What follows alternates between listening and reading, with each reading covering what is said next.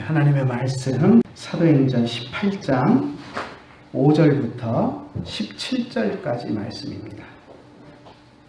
실라와 디모데가 마게도냐로부터 내려오매 바울이 하나님의 말씀에 붙잡혀 유대인들에게 예수는 그리스도라 밝히 증언하니 그들이 대적하여 비방하거늘 바울이 옷을 털면서 이르되 너희 피가 너희 머리로 돌아갈 것이요 나는 깨끗하리니라. 이후에는 이방인에게로 가리라 하고 거기서 옮겨 하나님을 경외하는 디도 유스도라 하는 사람의 집에 들어가니 그 집은 회당 옆이라. 또 회당장 그리스보가 온 집안과 더불어 주를 믿으며 수많은 고린도 사람도 듣고 믿어 세례를 받더라. 밤에 주께서 환상 가운데 바울에게 말씀하시되 두려워하지 말며 침묵하지 말고 말하라. 내가 너와 함께 있음에 어떤 사람도 너를 대적하여 해롭게 할 자가 없을 것이니 이는 이 성중에 내 백성이 많음이라 하시더라. 1년 6개월을 머물며 그들 가운데서 하나님의 말씀을 가르치니라. 갈리오가 아가야 총독되었을 때 유대인이 일제히 일어나 바울을 대적하여 법정으로 데리고 가서 말하되 이 사람이 율법을 어기면서 하나님을 경외하라고 사람들을 권한다 하거늘 바울이 입을 열고자 할 때 갈리오가 유대인들에게 이르되 너희 유대인들아 만일 이것이 무슨 부정한 일이나 불량한 행동이었으면 내가 너희 말을 들어주는 것이 옳거니와 만일 문제와 언어와 명칭과 너희 법에 관한 것이라면 너희가 스스로 처리하라. 나는 이러한 일에 재판장 되기를 원하지 아니하노라 하고 그를 법정에서 쫓아내니 모든 사람이 회당장 소스데네를 잡아 법정 앞에서 때리되 갈리오가 이 일을 상관하지 아니하니라. 아멘. 우리는 지난주에 바울이 고독한 사역의 줄다리기 속에서 아주 지쳐서 외로움을 삼키면서 고린도에 도착하는 모습을 보았습니다. 그리고 고린도에서 그 외로움 속에서 또 새롭게 사역을 이어가기가 힘들고 어려운 상황 속에서 하나님께서 바울이 사역을 멈추지 않고 이어갈 수 있도록 그의 외로운 마음을 치유해 주시는 그러한 모습을 보았었습니다. 아굴라와 브리스길라를 보내주셔서 그들을 통해서 하나님은 바울에게 위로를 주셨었습니다. 아굴라와 브리스길라를 통해서 새 힘을 얻은 바울이 안식일마다 유대인의 회당에 가서 하나님의 말씀을 강론하면서 용기 있게 복음을 전했습니다. 이 고린도에 있는 유대인 회당도 데살로니가나 베레아에서 그랬던 것과 마찬가지로 그곳에는 경건한 이방인들이 있었습니다. 이 경건한 이방인들이라고 성경에서 이야기하는 이들은 헬라인들이었지만 유대인이 아닌 이방인 헬라인들이었지만 유대인들이 섬기는 여호와 하나님만이 참되고 유일하신 하나님이다 라는 것을 알고 난 뒤에 그들은 어리석은 우상 숭배에 더 이상 몸을 담지 않기로 다짐한 그런 사람들이었습니다. 그래서 이들은 늘 안식일이면 유대인 회당 주변에 모여들었습니다. 어떻게 해서라도 참되신 하나님에 대해서 유대인들을 통해서 유대인들의 성경을 통해서 유대인들이 안식일마다 회당에 모여서 읽는 율법과 선지서들을 통해서 하나님에 대해서 조금이라도 알게 되기를 원해서 유대인 회당 주위에 모여든 것이었습니다. 바울은 유대인 회당에서 이들을 향해서 예수 그리스도를 메시아로 선포했습니다.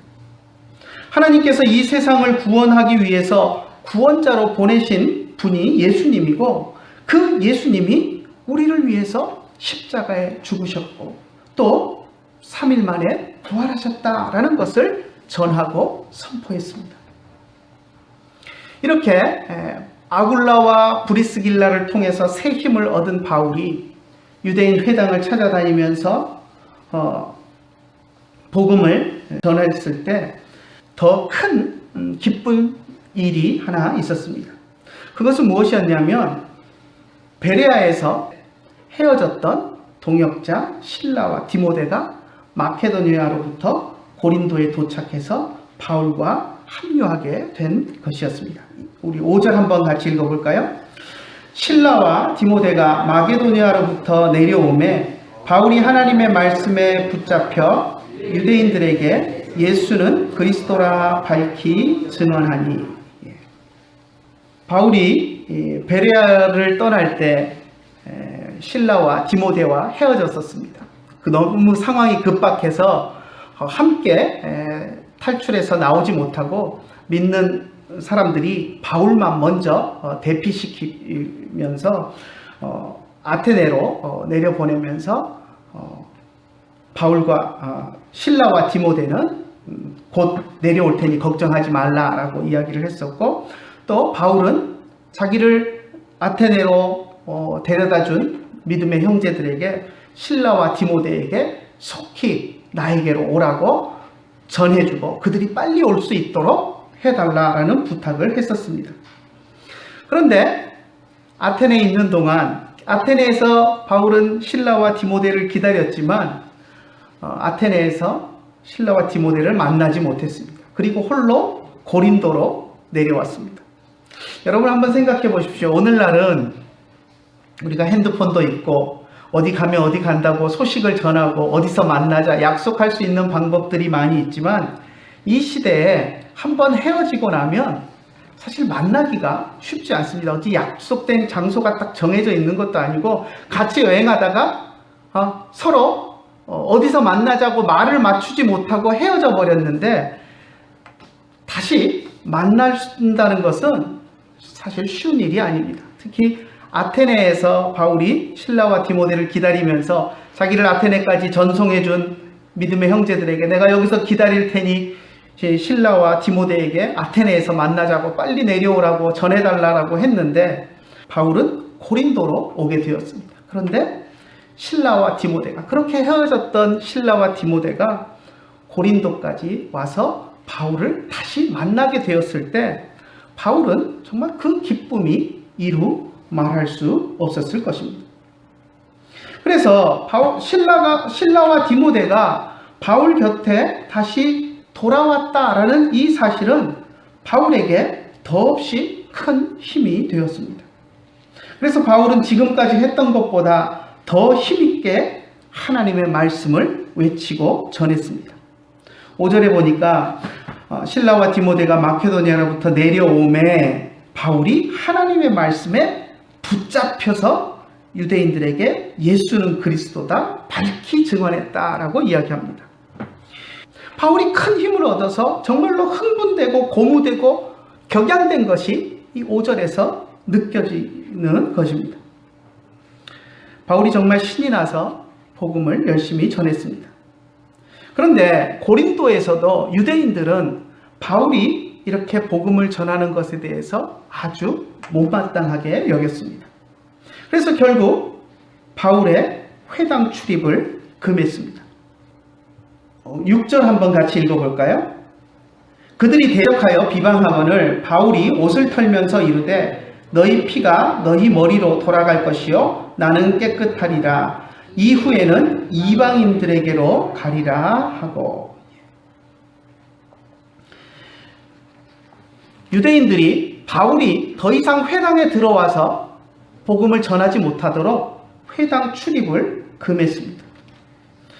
회당을 등지고 나올 때 바울의 심정이 어떠했을까요? 6절에 보니까 바울이 옷을 털면서 자기 동족 유대인들에게 너희 피가 너희 머리에게 돌아갈 것이다 라고 이야기하는 장면을 볼 수 있습니다.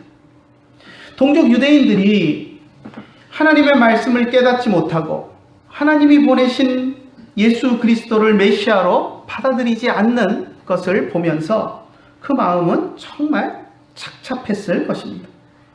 또 다른 한편으로는 데살로니가나 베레아에서 당했던 것처럼 이 유대인들이 나를 지금 회당에도 못 들어오게 내쫓는데 저들이 또 나를 대적해서 어떤 해코지를 할까? 또 이 도시에서 고린도에서 복음을 전하지 못하도록 또 어떤 방해를 하고 소요 사태를 일으킬까 염려가 되기도 했을 것입니다. 또 여기서도 저들 때문에 복음을 제대로 전하지 못하고 쫓겨가는 것은 아닌가 하는 그런 염려하는 마음들이 생겨났을 것입니다. 하지만 바울은 복음을 전하는 것을 멈출 수가 없었습니다. 그래서 회당 바로 옆에 있는 집으로 장소를 옮겨서 복음을 전하기 시작합니다. 7절에 보니까 하나님을 경외하는 디도 유스도라는 사람이 있어서 그 집에 들어가서 복음을 전했다라고 이야기합니다. 그런데 공교롭게도 그 집은 회당 바로 옆에 붙어있는 집이었습니다. 회당에서 쫓겨난 바울이 회당 바로 옆에 붙어있는 디도 유스도의 집에 거처하면서 그곳에서 복음을 전하게 되었습니다.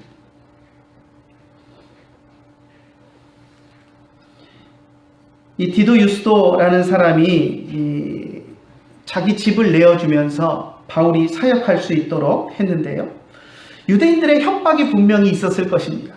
그런데도 불구하고 그것에 전혀 아랑곳하지 않고 자기 집을 내어주고 그곳에서 바울이 복음을 전할 수 있도록 했다는 것은 그가 바울의 사역에 얼마나 적극적으로 또 용기를 내서 동참했는가 하는 것을 우리들에게 보여줍니다.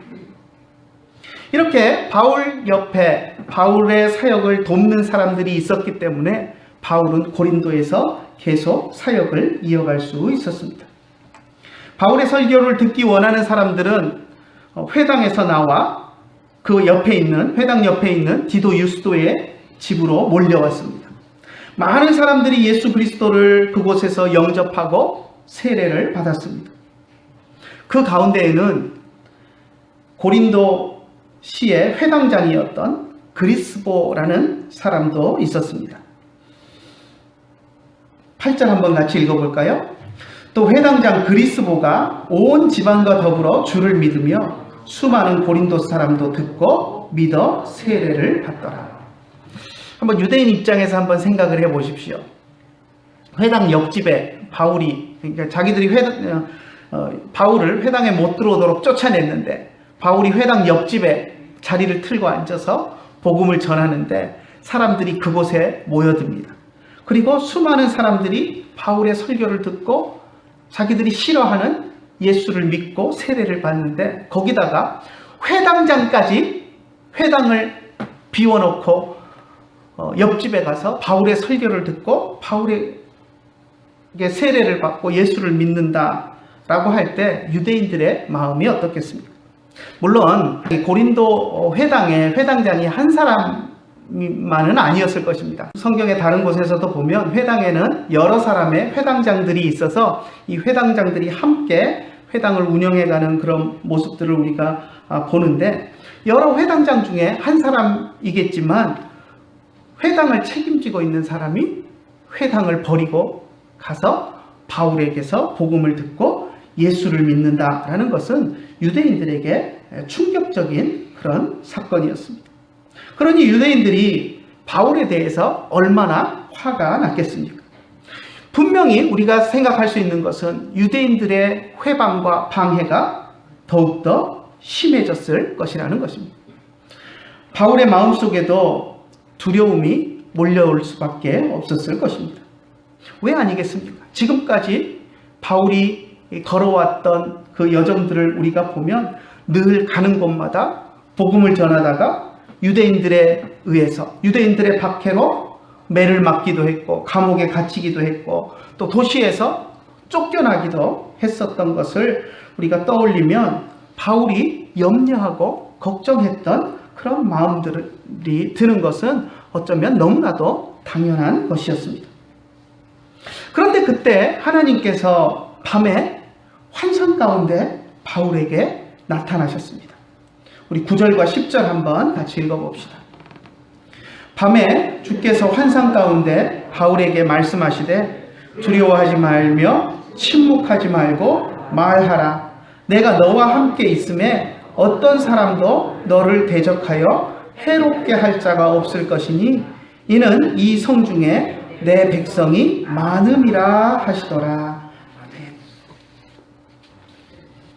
바울이 두려움 속에서 저 유대인들이 저렇게 극렬하게 방해하고 회방하는데 내가 고린도에서 계속 복음을 전할 수 있을 것인가 두려움 속에 잠기고 있을 때 하나님이 환상 가운데 바울에게 나타나셔서 분명한 위로와 약속의 말씀을 주셨습니다.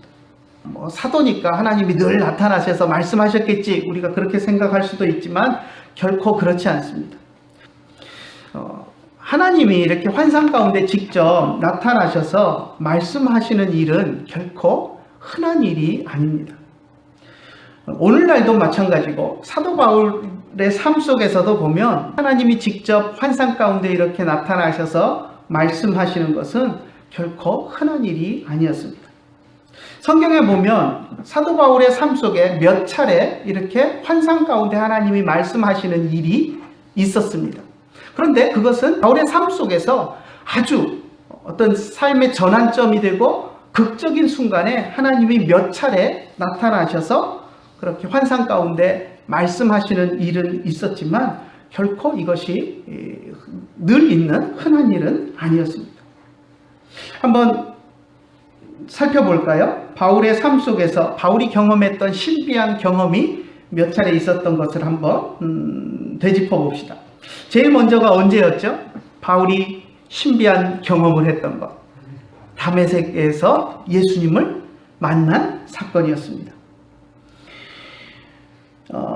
바울이 예수님을 믿기 전에 예수님을 믿는 사람들을 잡아 죽이기 위해서 혈기가 등등해서 다메섹까지 쫓아가서 다메섹으로 도망간 사람들까지 쫓아가서 그곳에서 예수님 믿는 사람들을 잡아서 예루살렘으로 끌고 오기 위해서 다메섹으로 갈 때 하늘에서 밝은 빛이 나타났습니다.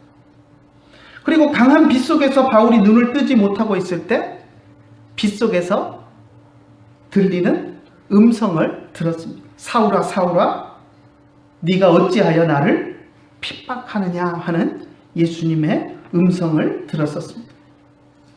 이것이 바울이 첫 번째 환상 가운데 신비로운 경험을 하고 예수님을 만났던 그러한 장면이었습니다. 또 한 번 더 있죠. 언제죠? 우리가 얼마 전에 보았었는데요.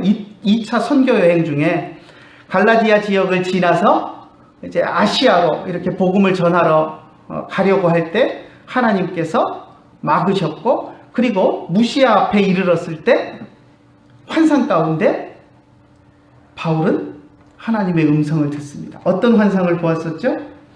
한번 기억을 더듬으면서 한번 볼까요? 사도행전 16장 9절인데요. 한번 같이 읽어봅시다. 밤에 환상이 바울에게 보이니 마케도니아 사람 하나가 서서 그에게 청하여 이르되 마케도니아로 건너와서 우리를 도우라 하거늘. 기억나시죠? 환상 가운데 꿈에 마케도니아 사람 하나가 나타나서 바다를 건너와서 우리를 도우라 라고 환상 가운데 손짓하는 그 모습을 보았습니다. 그리고 그것을 바울은 하나님이 자신을 아시아로 가는 것을 막으신 이유가 여기 있구나 라고 생각하고 바다를 건너서 유럽으로 마케도니아로 건너가서 마케도니아와 아가야 지방, 그러니까 오늘날의 그리스 지역을 다니면서 복음을 전도하게 된 계기가 바로 그 환상 때문이었습니다. 그리고 언제였는지 정확하게 알 수 없지만 고린도 후서 12장에 보면 바울이 자기가 또 환상을 보았던 것을 이야기하는 장면이 있습니다. 개인적인 체험이었기 때문에 자세한 것은 이야기하지 않지만 아무튼 하나님에게 이끌려서 환상 가운데 천국에 갔었던 그것을 어렴풋이 이야기합니다. 한번 읽어볼까요? 고린도후서 1장 1절부터 4절까지 한번 같이 읽어봅시다. 무익하나마 부득불 자랑하노니 주의 환상과 계시를 말하리라. 내가 그리스도 안에 있는 한 사람을 아노니 그는 14년 전에 셋째 하늘에 이끌려 간 자라. 그가 몸 안에 있었는지 몸 밖에 있었는지 나는 모르거니와 하나님은 아시느니라. 내가 이런 사람을 아노니 그가 몸 안에 있었는지 몸 밖에 있었는지 나는 모르거니와 하나님은 아시느니라. 그가 낙원으로 이끌려 가서 말로 표현할 수 없는 말을 들었으니 사람이 가히 이르지 못할 말이더라. 어떤 경험을 했는지 우리는 정확히 알 수 없습니다. 바울도 자기가 경험한 것을 세세하게 이야기하고 있지 않습니다. 왜냐하면 이것은 지극히 하나님이 자신에게 주신 개인적인 경험이기 때문에 마치 다른 사람 이야기를 하듯이 바울이 이야기를 하고 있는데 보면 1장 마지막 부분에 보면 셋째 하늘에 이끌려갔다라고 이야기합니다. 셋째 하늘, 이 표현은 유대인들의 하늘 개념이 이제 이렇게 층을 나누어서 이야기하는 그런 개념이 있습니다. 그래서 첫 번째 층은 우리가 보는 새들이 날아다니는, 하늘에 새들이 날아다닌다 할 때 그 하늘을 첫 번째 층으로 이야기하고, 그 다음에 이제 두 번째 층은 저 위에 이제 해와 달과 별들이 있는 그 하늘을 또 이야기하고, 그리고 셋째 하늘, 세 번째 하늘을 3층 천 이렇게 이야기를 하는데, 그 세 번째 하늘은 하나님이 계시는 하늘을 이야기할 때 유대인들이 이렇게 이야기를 합니다. 그래서 셋째 하늘에 이끌려 갔다라는 것은 천국에 하나님이 계시는 곳에 이끌려 갔다라는 것을 이야기합니다. 여러 차례 강조를 하는데요. 그가 몸 안에 있었는지 몸 밖에 있었는지 나는 모르겠다. 그러니까 자기가 정말 자기 몸이 하늘로 하나님에 의해서 이끌려 갔는지 아니면 몸은 땅에 있는데 그냥 환상을 본 것인지 자기는 분간할 수 없다라는 말을 여러 차례 하면서 바울은 그러한 신비한 경험을 하면서 천국에 가서 하늘에 계시는 하나님으로부터 신비한 말씀을, 사람이 도저히 할 수 없는 신비한 말씀을 하시는 것을 들었었다라는 자신의 신비한 그 체험과 경험을 바울이 이야기합니다. 바울이 경험했던 것들, 성경에 기록된 것들을 보면 이렇게 세 가지가 나오는 것들을 봅니다. 그런데 오늘 우리가 읽은 본문에서 한 번 더 바울이 경험하는, 하나님께서 직접 환상 가운데 나타나셔서 바울에게 이야기하시는 모습을 보게 됩니다. 이렇게 바울의 인생 가운데 보면 자주는 아니지만 바울의 인생의 중요한 순간마다 하나님께서는 직접 바울에게 나타나셔서 환상 가운데 말씀하시는 일들이 있었습니다. 고린도에서도 하나님께서는 바울에게 환상 가운데 나타나셨는데요. 유대인들의 핍박을 생각하면서 또 고린도를 떠나야 하는 것은 아닌가 염려하고 걱정하는 바울에게, 두려움 속에 잠겨있는 바울에게 하나님은 직접 찾아오셔서 그를 위로해 주시고 또 그가 분명한 확신을 가질 수 있는 말씀을 주셨습니다. 그에게 주셨던 말씀을 우리가 한번 보면은요, 9절에 보면 바울에게 첫 번째 말씀하신 것이 무엇이냐면 두려워하지 말라라는 말씀을 주셨습니다. 지금 바울이 심히 유대인들을 염려하면서 두려워하고 있을 때 이 사역을 고린도에서 계속 하지는 못하는 것 아닌가, 또 쫓겨가지는 않는가 두려워하고 염려하는 바울의 마음을 아시고 두려워하지 말아라 라고 말씀하셨습니다. 그리고 두 번째, 침묵하지 말고 말하라 라고 이야기하셨습니다. 두렵다고 해서 입 다물지 말고 용기를 내어서 계속해서 고린도 안에서 복음을 전하라 라고 말씀하셨습니다. 그리고 세 번째, 복음을 고린도에서 전할 때 어떤 사람도 바울을 해할 자가 없을 것이다 라는 약속의 말씀을 주셨습니다. 그 이유를 뭐라고 이야기하시냐면 이 성 중에 내 백성이 많기 때문이다 라고 말씀하셨습니다. 이 고린도시 안에 구원받아야 할 하나님의 백성이 아직 많이 있기 때문에 바울이 이곳에 더 머물면서 그들이 다 복음을 받아들이고 구원을 받을 때까지 복음을 전해야 할 것을 말씀을 하신 것입니다. 하나님이 택하신 하나님의 백성들이 고린도시 안에 있기 때문에 그들을 전도하고 그들에게 복음을 전하는 동안 하나님이 고린도시에서 쫓겨나지 않도록 보호하시고 지키실 테니까 염려하지 말고 복음을 전하라라는 약속의 말씀을 주셨던 것입니다. 이런 약속은 신실하게 지켜졌습니다.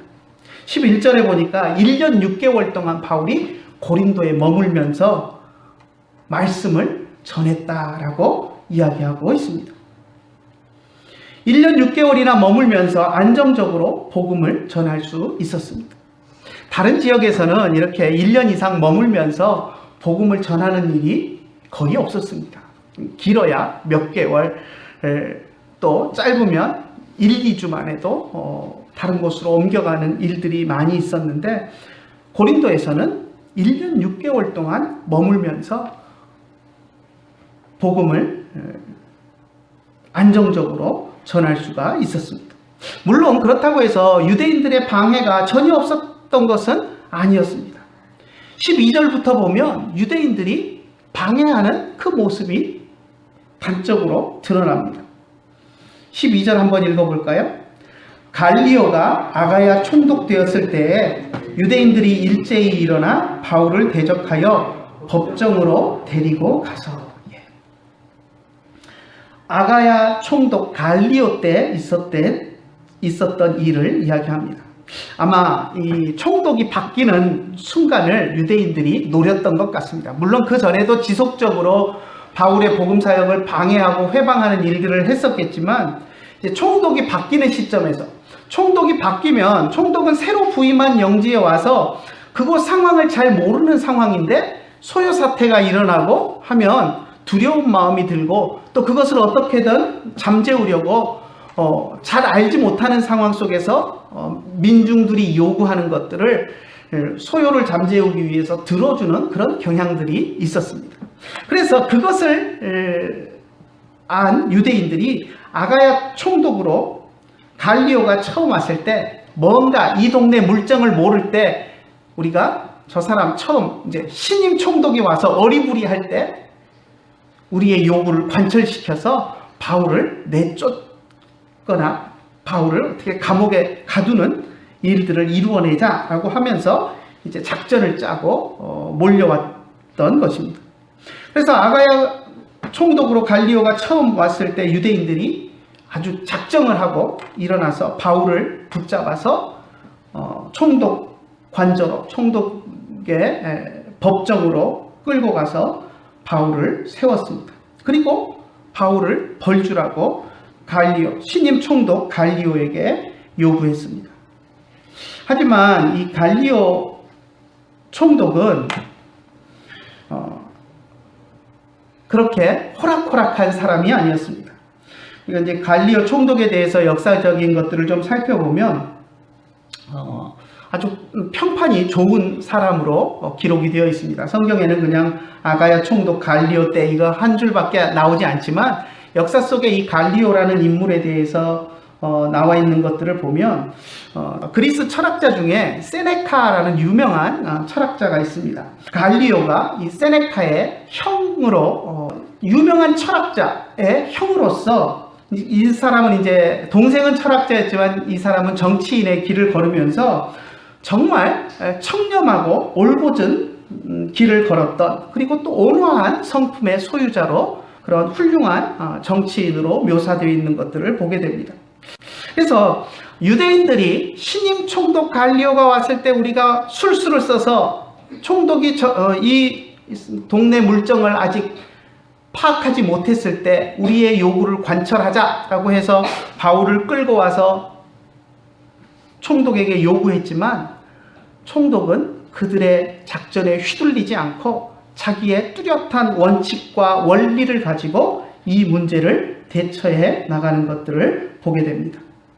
갈리오는 유대인들의 율법 문제에 대해서 자신이 개입할 문제가 아니다 라고 아주 딱 잘라서 말했습니다. 유대인들의 소송을 거절한 것입니다. 그리고 너희의 율법의 문제는 너희가 알아서 해라 라고 이야기했습니다. 14절을 보면 아주 똑부러지게 이야기를 하는데요. 이 사람이 무슨 부정한 일이나 불량한 행동을 했으면 내가 그 사람의 잘못에 대해서 처벌하겠다. 하지만 그것이 그런 이 사람의 잘못된 법을 어긴 행동이 아니라 이 사람이 쓰는 언어나 명칭이나 너희 율법과 종교에 관한 일이라면 내가 관여할 일이 아니다. 그러니 너희들이 알아서 스스로 처결해라 라고 하면서 정치와 종교의 선을 분명하게 긋고 자기는 개입하지 않겠다라고 단호하게 이야기를 했습니다. 그러자 유대인들은 바울을 어떻게 하지 못했습니다. 그리고 자기들의 요구대로 되지 않으니까 애꿎은 회당장 소스데네를 잡아다가 법정 앞에서 때리면서 소란을 부리는 그런 모습들을 보여줍니다.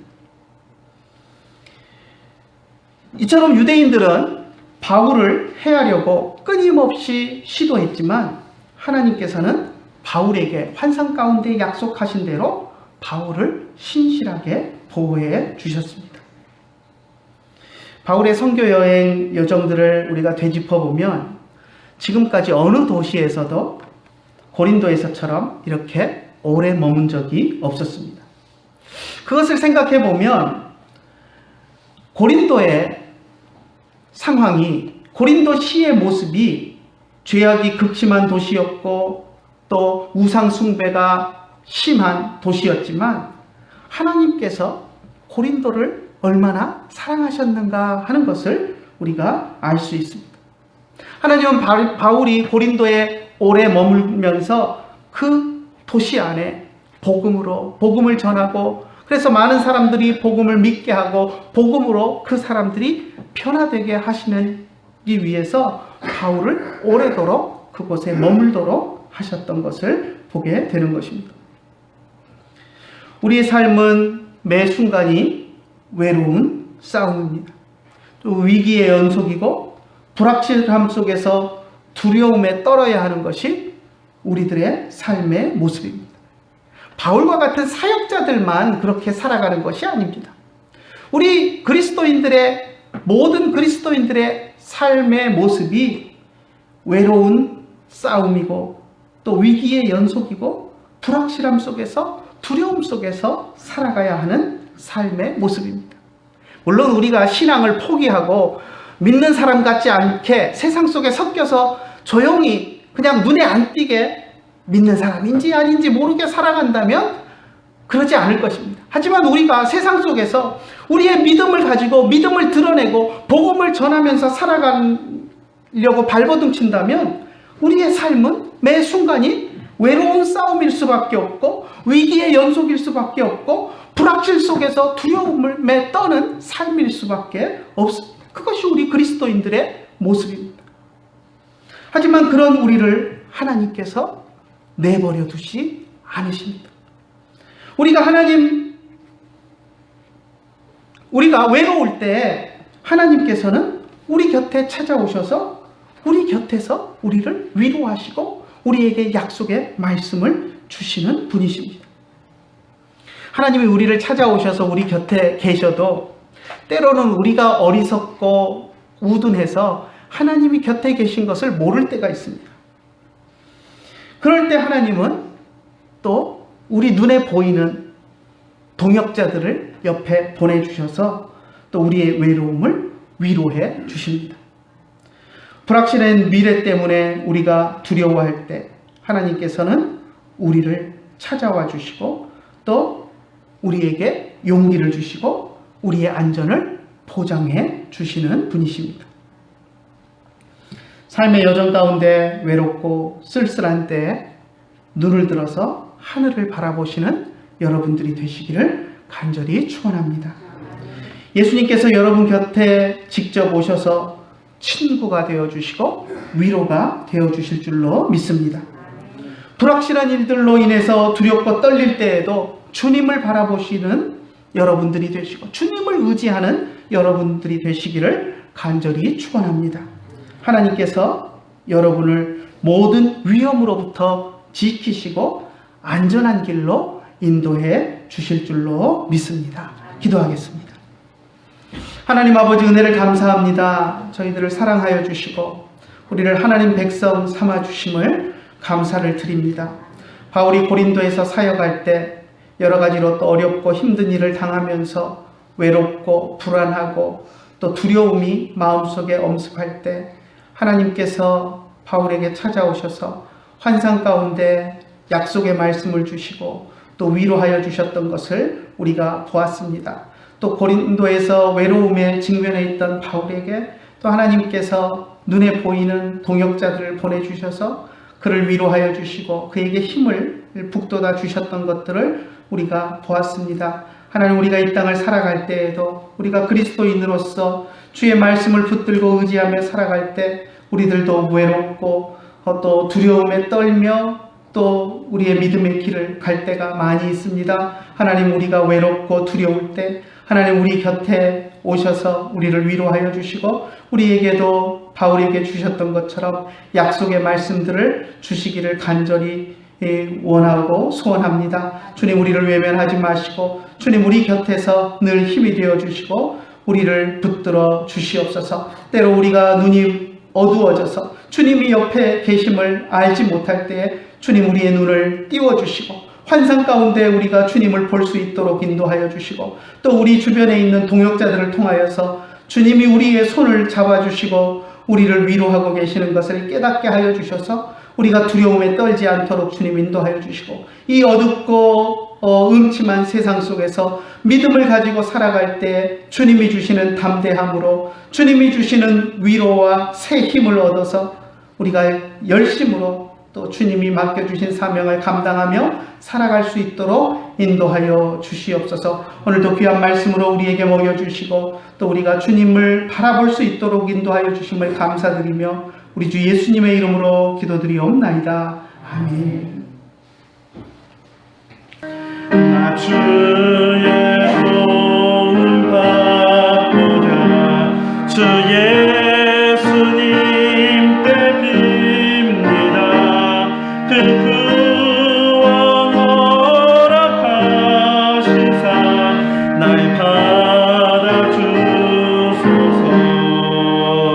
내 몫을 이대로 주 나를 위해 돌아가신 주 날 받아주소서.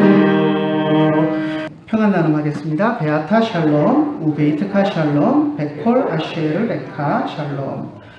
이제는 우리 주 예수 그리스도의 크신 은혜와 하나님 아버지의 한이 없으신 사랑과 성령님의 감화하시고 감동하시고 우리 가운데 교통하심이 이제 주님 앞에 나와서 예배하며 또 주님을 바라보며 주님이 주시는 위로와 도움을 기대하며 살아가기를 원하는 주의 사랑하는 자녀들 머리 위에 이제로부터 영원토록 함께 계실지어다. 아멘.